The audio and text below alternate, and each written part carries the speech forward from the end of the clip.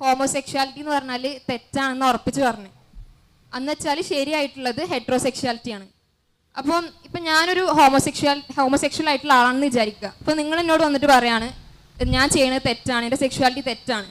അപ്പോൾ ഞാൻ എന്താ ചെയ്യേണ്ടത്? അതായത് നാളെ മുതൽ ഞാൻ ഹെട്രോസെക്ഷൽ ആകണം. അതായത് എനിക്കിപ്പോൾ അട്രാക്ഷൻ, ഞാനൊരു പെണ്ണാണ്, എനിക്കിപ്പോൾ അട്രാക്ഷൻ ഒരു പെണ്ണുങ്ങളോടാണെങ്കിൽ നാളെ മുതൽ എനിക്ക് ആണിനോട് അട്രാക്ഷൻ തോന്നണം.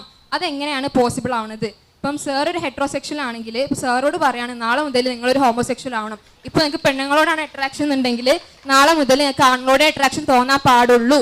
How is that possible? വളരെ നല്ലൊരു ചോദ്യമാണ്. ഒരിക്കലും അങ്ങനെ ആവണം എന്നല്ല പറഞ്ഞത് എന്നുള്ളത് കൊണ്ട് കുറച്ചും കൂടി ഉച്ചത്തിൽ കൈയടിക്കാവുന്നതാണ്. ഓക്കെ, അങ്ങനെ ആവണം എന്നല്ല പറഞ്ഞത്. ഇവിടെ ഹോമോസെക്ഷൽ അട്രാക്ഷൻ തോന്നുന്ന ആളോട് നാളെ മുതൽ നിനക്ക് ഹെട്രോസെക്ഷൽ അട്രാക്ഷൻ തോന്നിയിരിക്കണം എന്നല്ല പറഞ്ഞത്. രണ്ടാമത്തെ കാര്യം, അട്രാക്ഷനെ അല്ല നമ്മൾ തെറ്റാണെന്ന് പറഞ്ഞത്. കൃത്യമായി പറയുക, സ്വവർഗരതി തെറ്റാകുന്നു. 3 പ്രാവശ്യം ആവർത്തിച്ചു. സ്വവർഗരതി തെറ്റാകുന്നു എന്ന് വെച്ചാൽ ഒരു അട്രാക്ഷനുമായി ബന്ധപ്പെട്ടുകൊണ്ടുള്ള പ്രവർത്തനത്തെയാണ് നമ്മൾ തെറ്റാണെന്ന് പറഞ്ഞത്. അഥവാ ഒരാൾക്ക് എന്ത് തരത്തിലുള്ള സെക്ഷൽ ഓറിയൻറ്റേഷനും തോന്നിയേക്കാം.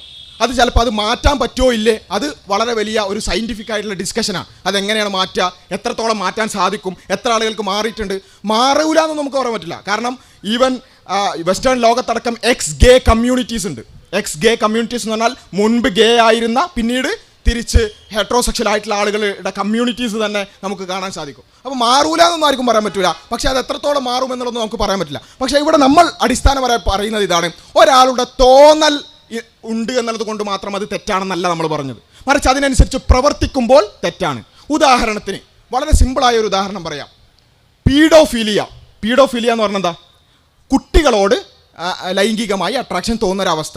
ഒരാളെ സംബന്ധിച്ചിടത്തോളം അയാൾക്ക് അങ്ങനെ തോന്നുന്നുള്ളൂ. അയാളോട് നമ്മൾ സയൻസ് പറഞ്ഞിട്ട് കാര്യമുണ്ടോ? നാളെ മുതൽ നിനക്ക് മുതിർന്നവരോട് തോന്നണം എന്ന് തിട്ടൂരിറക്കിയോണ്ട് കാര്യമുണ്ടോ? കാര്യമില്ല. അയാൾക്ക് അങ്ങനെ തോന്നുള്ളൂ. അയാളുടെ ബ്രെയിൻ വയറിങ്ങോ അല്ലെങ്കിൽ ഏതെങ്കിലും തരത്തിലുള്ള കാര്യങ്ങളോ അങ്ങനെ ആയിരിക്കാം. അവിടെ നമ്മളെന്താ പറയുന്നത്? അയാളുടെ തോന്നൽ എന്തോ ആകട്ടെ, പക്ഷേ ഈ സമൂഹത്തിൽ അത് ചെയ്യാൻ പറ്റില്ല, അത് തെറ്റാണ്. എന്ന് വെച്ചാൽ ശിശുരതിയിലേക്ക് അയാൾ പോകാൻ പറ്റില്ല. അയാളുടെ തോന്നൽ എന്ത് ചെയ്യണം? അയാൾ കൺട്രോൾ ചെയ്യണം. ഒരാൾക്ക് കുട്ടികളോട് അട്രാക്ഷൻ തോന്നുന്നുണ്ടെങ്കിൽ ആ തോന്നൽ അയാൾക്ക് ഉണ്ടായിക്കോട്ടെ, പക്ഷേ ആ തോന്നൽ അയാൾ കൺട്രോൾ ചെയ്യണം. ആക്ഷനിലേക്ക് കടക്കാൻ പാടില്ല.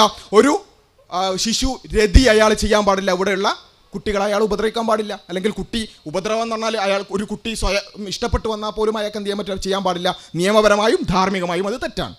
ഇതേപോലെ ഒരാൾക്ക് ഹോമോസെക്ഷൽ അട്രാക്ഷൻ തോന്നുന്നു, അയാൾ മാറ്റുന്നില്ല അല്ലെങ്കിൽ മാറാൻ കഴിയുന്നില്ല, ആയിക്കോട്ടെ. ആ തോന്നൽ അയാൾ എന്ത് ചെയ്യണം? കൺട്രോൾ ചെയ്യണം. അതിൻ്റെ ആക്ഷനിലേക്ക് അയാൾ പോകാൻ പാടില്ല, സ്വവർഗരതിയിലേക്ക് പോകാൻ പാടില്ല. അതുകൊണ്ടാണ് ആവർത്തിച്ചു പറഞ്ഞത് സ്വവർഗരതി തെറ്റാകുന്നു. തോന്നൽ എന്തോ ആകട്ടെ, തോന്നൽ പല പല ആളുകൾക്കും പല രൂപത്തിലുള്ള തോന്നലുണ്ടാവും. ഉദാഹരണത്തിന് വേറൊരു പ്രശ്നമാണ് ഈ ഇൻസെസ്റ്റ് സെക്സ് എന്ന് പറയുന്നത്. അതായത് സ്വന്തം രക്തബന്ധത്തിലുള്ളവരോട് ലൈംഗികമായ അട്രാക്ഷൻ തോന്നുക, സ്വന്തം അമ്മയോട് അല്ലെങ്കിൽ സ്വന്തം പെങ്ങളോട് ആങ്ങളയോട് ലൈംഗികമായ അട്രാക്ഷൻ തോന്നുന്ന ആളുകൾ ഇവിടെ ഉണ്ട്. യൂറോപ്യൻ രാജ്യത്തൊക്കെ അത് നിയമമാക്കണം എന്ന് പറഞ്ഞിട്ട് പല പ്രൊട്ടസ്റ്റുകൾ വരെ നടന്നിട്ടുണ്ട്. അപ്പോൾ അവിടെ നമ്മളെന്താ പറയുന്നത്? ആ പ്രവൃത്തി തെറ്റാകുന്നു. ഇനി അയാൾ പറയുകയാണ് എനിക്കൊരിക്കലും മാറ്റാൻ പറ്റൂല, എൻ്റെ അമ്മയോടോ അല്ലെങ്കിൽ പെങ്ങളോടോ എനിക്ക് അട്രാക്ഷൻ തോന്നുന്നു, മാറ്റാൻ പറ്റൂല എന്ന് പറഞ്ഞാൽ നമ്മളെന്താ പറയേണ്ടത്? ഇത് ധാർമ്മികമായി തെറ്റാണെന്ന് മനസ്സിലാക്കി അതിൻ്റെ പ്രവൃത്തിയിലേക്ക് പോകരുത്. ഈ കാര്യമാണ് അടിസ്ഥാനപരമായി സ്വവർഗരതിയുമായി ബന്ധപ്പെട്ടുകൊണ്ട് നമുക്ക് പറയാനുള്ളത്. ഈ ചെയ്യുന്ന പ്രവൃത്തി തെറ്റാണ്. തോന്നൽ എന്തോ ആയിക്കോട്ടെ, പ്രവൃത്തി തെറ്റാണ്. കുറച്ചുകൂടി സിമ്പിളായി ഒരു ഉദാഹരണം പറയുകയാണെങ്കിൽ, മതപരമായ ധാർമ്മികതയിൽ ഞങ്ങളെ സംബന്ധിച്ചിടത്തോളം ഞങ്ങളിങ്ങനെ തിരിച്ചു പോകുമ്പോൾ അവിടെ ഒരു 500 രൂപ വീണ് കിടക്കുന്നുണ്ടെന്ന് വിചാരിക്കാം.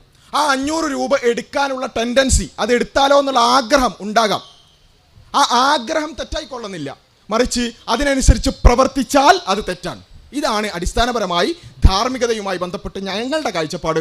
പല തോന്നലുകളുണ്ടാകാം, മനുഷ്യന്മാരാണ്, പലതരത്തിലുള്ള തോന്നലുണ്ടാകാം, പലതരത്തിലുള്ള ആഗ്രഹങ്ങൾ ഉണ്ടാകാം, പലതരത്തിലുള്ള ഇച്ഛകൾ ഉണ്ടാകാം, ഒക്കെ ഉണ്ടായിക്കോട്ടെ. പക്ഷേ ധാർമ്മികതയുടെ അടിസ്ഥാനം വെച്ചുകൊണ്ട് അത് കൺട്രോൾ ചെയ്യണം. ആക്ഷനിലേക്ക് കടക്കുന്നതിൽ അത് കൺട്രോൾ വരുത്തണം എന്നുള്ളതാണ് ഞങ്ങളുടെ അടിസ്ഥാനം. അതേ അടിസ്ഥാനം തന്നെയാണ് സ്വവർഗരതിയുമായി ബന്ധപ്പെട്ടുകൊണ്ട് പറയുന്നത്.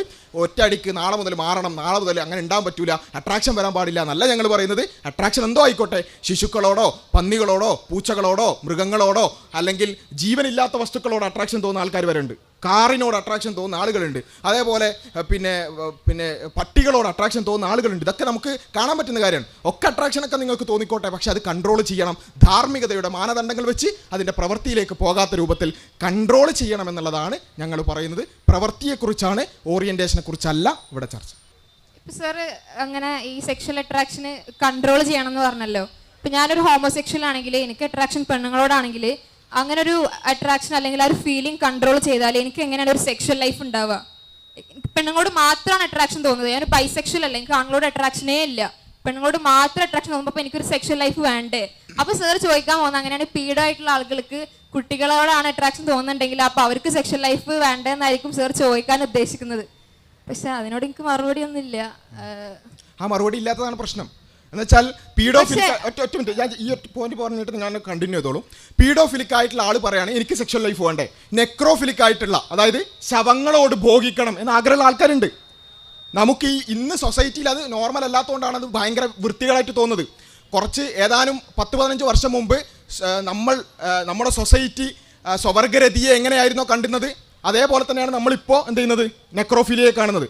ശവങ്ങളെ ഭോഗിക്കാൻ ആഗ്രഹിക്കുന്ന ആളുകൾ, അവരെ സംബന്ധിച്ചിടത്തോളം അവർ പറയുകയാണ് എനിക്ക് സെക്ഷൽ ലൈഫ് വേണ്ടേ.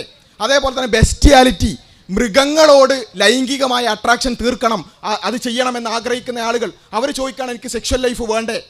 അതേപോലെ തന്നെ ഇങ്ങനെയുള്ള ഇൻസെസ്റ്റ്, സ്വന്തം രക്തബന്ധത്തിലുള്ളവരുമായി ലൈംഗിക ബന്ധത്തിൽ ഏർപ്പെടണമെന്ന് ആഗ്രഹിക്കുന്ന ആളുകൾ അവർ പറയുകയാണ് എനിക്ക് സെക്ഷൽ ലൈഫ് വേണ്ടെന്ന് ചോദിച്ചാൽ എന്താ പറയുക?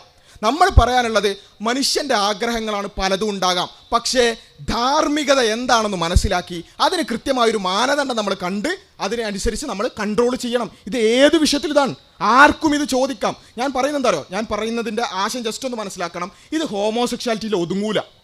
ഇതാണ് ഇതിൻ്റെ പ്രശ്നം, അടിസ്ഥാന പ്രശ്നം ഇതാണ്. നമ്മൾ ഈ ഒരു ആർഗ്യുമെൻ്റ് വെച്ചാൽ ഓരോരുത്തർക്കും തോന്നുന്നില്ലേ അവർക്ക് അവരുടേതനുസരിച്ച് ജീവിതം വേണ്ടതെന്ന് ചോദിച്ചാൽ ഇത് ഹോമോസെക്ഷാലിറ്റിയിൽ ഒതുങ്ങൂല, സ്വവർഗാനുരാഗത്തിൽ ഒതുങ്ങില്ല. അടുത്ത ആൾ അതാ അവർക്ക് അനുവദിച്ചില്ലേ ഞങ്ങൾക്കും അനുവദിക്കണം. ആര് വരും? പീഡോഫിലിക്കാർ വരും, നെക്രോഫിലിക്കാർ വരും, അതുപോലെ തന്നെ ബെസ്റ്റിയാലിറ്റിക്കാർ വരും. അപ്പം നമുക്ക് എങ്ങനെയാ ആദ്യം പറഞ്ഞ വാദം വെച്ചിട്ട് എങ്ങനെയാണ് നമുക്ക് പറ്റൂല എന്ന് പറയാൻ പറ്റുക? അവിടെയാണ് അടിസ്ഥാനപരമായി നമ്മളിത് പറയുന്നത്.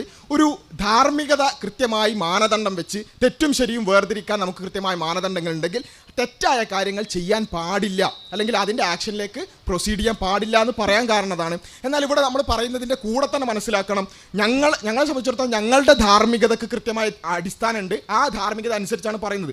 മറ്റ് പലതരത്തിലുള്ള മൊറാലിറ്റികൾ സബ്സ്ക്രൈബ് ചെയ്യുന്ന ആളുകൾ ഉണ്ടാകാം, അവർക്ക് അവരുടേതായ രൂപത്തിൽ മുന്നോട്ട് പോകാം. ഞങ്ങൾ എന്ത് ചെയ്യുന്നു, ആ മൊറാലിറ്റികളുടെ അടിസ്ഥാനങ്ങളെയും അടിസ്ഥാനപരമായി ചോദ്യം ചെയ്യുന്നു എന്ന് മാത്രം. അത് പറയുകയാണെങ്കിൽ എന്ത് ചെയ്യാം, അത് വിശദീകരിക്കും. ഈ പീഡോഫിലിയ എന്ന് പറയുമ്പോൾ അതൊരു തെറ്റല്ലേ? കുട്ടികളെ സെക്സ് ചെയ്യുന്ന പറയുമ്പോൾ അത് ശരിയായിട്ടുള്ള കാര്യമല്ലല്ലോ. ഇൻസെസ്റ്റ് പറഞ്ഞാ രക്തബന്ധത്തിൽ അമ്മയുമായി പെങ്ങളുമായി അല്ലെങ്കിൽ ആങ്ങളയുമായി അച്ഛനുമായൊക്കെ ലൈംഗിക ബന്ധത്തിൽ ഏർപ്പെടുന്നത്. അതിപ്പോ എന്റെ ഉമ്മ ഇപ്പൊ ആണെങ്കിൽ കസിൻസ് ആണ്, അതായത് സ്വന്തം നേരെ കസിൻസ് ആണ്. രക്തബന്ധം ഏത് പരിധി വരെ എന്നുള്ള ചർച്ചക്കപ്പുറത്ത് സ്വന്തം അമ്മയും അല്ലെങ്കിൽ സ്വന്തം അച്ഛനും അതൊന്നും ആലോചിച്ച് നോക്കാം. ആരാ ലിമിറ്റ് ഡിറ്റർമൈൻ ചെയ്ത് ബ്ലഡ് റിലേഷൻസിലേക്ക് അമ്മയും ഇതും അത് കഴിഞ്ഞ കസിൻസ് ആവാം എന്ന് സാർ പറഞ്ഞല്ലോ. ലിമിറ്റിന്റെ അല്ല, കസിൻസ് ആവാം. ഞാൻ പറയുന്നത് ഒരു ഡിസ്കഷനിൽ നമ്മളിപ്പം എന്താണ് ഇൻസെസ്റ്റിൽ പെടുന്നത് പെടാത്തത് എന്ന ചർച്ചക്കപ്പുറത്ത് ഞാൻ ജസ്റ്റ് ഇത്ര ചോദിക്കുന്നുള്ളൂ. ഈ നിയമങ്ങളൊക്കെ നമ്മളാണ് ഉണ്ടാക്കിയത്. എല്ലാതും ആണുങ്ങളായാലും പെണ്ണുങ്ങളായാലും സെക്സ് ചെയ്യാം, എല്ലാതും നമ്മൾ തന്നെ ഹിസ്റ്ററി എല്ലാം ഒരു ആണുങ്ങൾ ഉണ്ടാക്കിയതാണ് എല്ലാ നിയമങ്ങളും വരുന്നത്. ഞാൻ അതിലേക്ക് കടക്കുന്നില്ല, ഞാൻ ഓവറായിട്ടൊന്നും പറയുന്നില്ല. പിന്നെ സാറ് നേരത്തെ പറഞ്ഞു ഗേസ് ആയിട്ടുള്ള ആൾക്കാർ ഇപ്പോൾ ട്രീറ്റ്മെന്റ് നടത്തി അവർ സ്ട്രെയിറ്റ് ആയിട്ട് ഐ മീൻ ഹെറ്ററോസെക്ഷൽസ് ആയിട്ട് ലീഡ് ചെയ്യുന്നുണ്ട്. കുറച്ച് അടുത്ത് പിടിക്കും മൈക്ക്. അങ്ങനത്തെ ആൾക്കാരെ ഞങ്ങൾ പറയാ ബൈസെക്ഷൽ എന്നുള്ളതാണ് പറയുന്നത്. പിന്നെ അതുപോലെ തന്നെ ഇപ്പോൾ ആ ട്രീറ്റ്മെന്റ്സും അതൊക്കെ നടത്തിയിട്ട് അവരിപ്പോൾ ഹെറ്ററോസെക്ഷൽ ആയെന്ന് സാറ് പറഞ്ഞു. എന്നിട്ട് അവരൊരു മാരീഡ് ലൈഫിലേക്ക് കടന്നു. എന്നിട്ട് വീണ്ടും അവർക്ക് മറ്റേ അവർക്ക് ഉള്ളിലുള്ളതാണല്ലോ, എന്തായാലും അവരെ ജനിപ്പിച്ചപ്പോൾ ഉള്ളത് തന്നെ അവരുടെ ഉള്ളിലുള്ളതാണ്.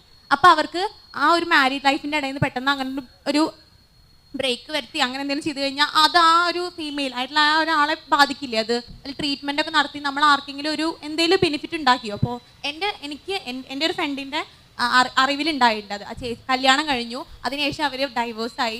എന്താ സംഭവം വെച്ച് കഴിഞ്ഞാൽ ആള് ഹോമോസെക്ഷലാണ്. അപ്പോൾ എന്താ ഇപ്പോൾ ആൾക്കാരെയൊക്കെ ഒന്ന് ബോധിപ്പിക്കാൻ വേണ്ടി ഒരു കല്യാണം നടത്തി. എന്നിട്ട് എന്താ ഉണ്ടായി? നമ്മളിപ്പോൾ ട്രീറ്റ്മെൻ്റ് ഒക്കെ നടത്തിയിട്ട് ആൾക്ക് എന്തെങ്കിലും ഉണ്ടായോ? ഇതിൽ രണ്ട് കാര്യങ്ങളാണ് ഈ പറഞ്ഞ, വളരെ ജെന്യൂനായിട്ട് പറഞ്ഞ കുറച്ച് കാര്യങ്ങളാണ്. ഒന്നാമത്തത്, ഈ നിയമങ്ങളെല്ലാം നമ്മൾ ഉണ്ടാക്കിയതാണ്, അല്ലെങ്കിൽ കുറച്ചും കൂടി ഫെമിനിസ്റ്റിക്കായിട്ട് പറയുകയാണെങ്കിൽ പുരുഷന്മാരുണ്ടാക്കിയതാണ് എന്നുള്ളത്. ഇത് നമ്മൾ അടിസ്ഥാനപരമായി എടുത്താൽ നമ്മൾ നേരത്തെ പറഞ്ഞ അല്ലെങ്കിൽ ഈ സമൂഹം മുന്നോട്ട് പോകുന്ന എല്ലാ നിയമങ്ങൾക്കും നാം ഇത് പറഞ്ഞൂടെ? ഉദാഹരണം പറയുകയാണെങ്കിൽ നമ്മൾ ഉണ്ടാക്കിയ നിയമങ്ങളാണ് മനുഷ്യന്മാർ തമ്മിൽ മാത്രമേ ലൈംഗികത ആവാൻ പാടുള്ളൂ. ഒരാൾ പട്ടിയുമായി പൂച്ചയായി ആകുമ്പോൾ അത് മനുഷ്യന്മാർ ആരുണ്ടാക്കിയ നിയമങ്ങളാണ്, അതാവാം. ഇനി പിന്നെ നേരത്തെ പറഞ്ഞതുപോലെ രക്തബന്ധത്തിൽ സഹോദരനുമായോ സഹോദരിയുമായോ അമ്മയുമായോ പെങ്ങളുമായോ ഒക്കെ ലൈംഗിക ബന്ധത്തിൽ ഇതൊക്കെ നിയമങ്ങൾ ആരൊക്കെ ഉണ്ടാക്കിയതാണ്, അതും ആവാം. എന്ന് വെച്ചാൽ ഈ സമൂഹം കൃത്യമായ ഒരു അനാർക്കിയിലേക്ക് പോകുക എന്നുള്ളതാണ് ഈ ഒരു വാദം കൊണ്ട് സംഭവിക്കുക. നിയമങ്ങൾക്കൊന്നും ഒരു പ്രസക്തിയില്ല, ഒന്നും നിയന്ത്രിക്കാൻ പാടില്ല, നിയന്ത്രണങ്ങളും നിയമങ്ങളുമെല്ലാം ആരോ കുറച്ച് ആൾക്കാർ ഉണ്ടാക്കിയതാണ്, അതൊന്നും പാലിക്കേണ്ട ധാർമ്മികമായ ഉത്തരവാദിത്വം നമുക്കില്ല എന്ന് പറയുന്നതിലൂടെ അടിസ്ഥാനപരമായി സംഭവിക്കുന്നത് സമൂഹം കുട്ടിച്ചോറാവാണ്. കാരണം ഈ മനുഷ്യന്മാർ ഇത്രയും കാലം ഇവിടെ ജീവിക്കാൻ കാരണം 800 കോടി ജനങ്ങൾ ഉണ്ടാവാൻ കാരണം സൊസൈറ്റി ഒരു ഓർഡറിൽ പോയതുകൊണ്ടാണ്. ആ ഓർഡർ ഒന്നും വേണ്ട, ഇവിടെ പാലിക്കപ്പെടേണ്ടതായ നിയമങ്ങളൊന്നുമില്ല. ഞാൻ ഉദാഹരണത്തിന് പറയുകയാണ്, എന്നോട് ചോദിച്ച ആ സഹോദരിയോട് ഞാനിപ്പോൾ ഇവിടെ ഇരുന്നിട്ട് മൈക്കിൽ എടി എന്ന് പറഞ്ഞിട്ട് ഒരു എന്തെങ്കിലും ഒരു ചീത്ത പറഞ്ഞെന്ന് വിചാരിക്കാം. ആ ചീത്ത പറഞ്ഞാൽ പിന്നെ പൊളിറ്റിക്കൽ ഇൻകറക്റ്റ് ആയ ഒരു വാക്ക് ഉപയോഗിച്ചാൽ നിങ്ങളെല്ലാവരും ഒച്ചപ്പാടാക്കും. കാരണം എന്താ, ഞാനൊരു തെറ്റായൊരു കാര്യം ചെയ്തത്. അപ്പം ഞാൻ ആലോചിച്ചേക്കാം, ഞാൻ അപ്പോൾ പറയാണ് ഈ നിയമങ്ങളെല്ലാം സൊസൈറ്റി ഉണ്ടാക്കിയതാണ്, ഇത് കുറേ പുരുഷന്മാരുണ്ടാക്കിയതാണ്, അതൊന്നും പാലിക്കേണ്ട ആവശ്യമില്ല എന്ന് പറഞ്ഞാൽ എന്താ സംഭവിക്കുക?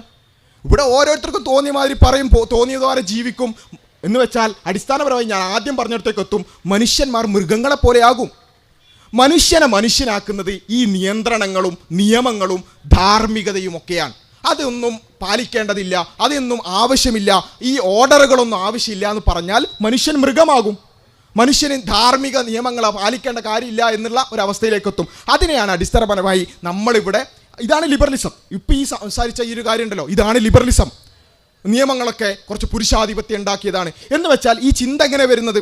ഒരു ഫെമിനിസത്തിൻ്റെ ഒരു ചരിത്ര വീക്ഷണമുണ്ട്. ഇവിടെ ചരിത്രപരമായി തന്നെ പാട്രിയാർക്കി നിലനിൽക്കുന്നുണ്ട്. എന്ന് വെച്ചാൽ പുരുഷാധിപത്യം ചരിത്രപരമായി തന്നെ നിലനിൽക്കുന്നുണ്ട്. അപ്പോൾ ഏതൊരു കാര്യത്തെയും പാട്രിയാർക്കിയുടെ കണ്ണിലൂടെയാണ് ഫെമിനിസം നോക്കിക്കാണുക.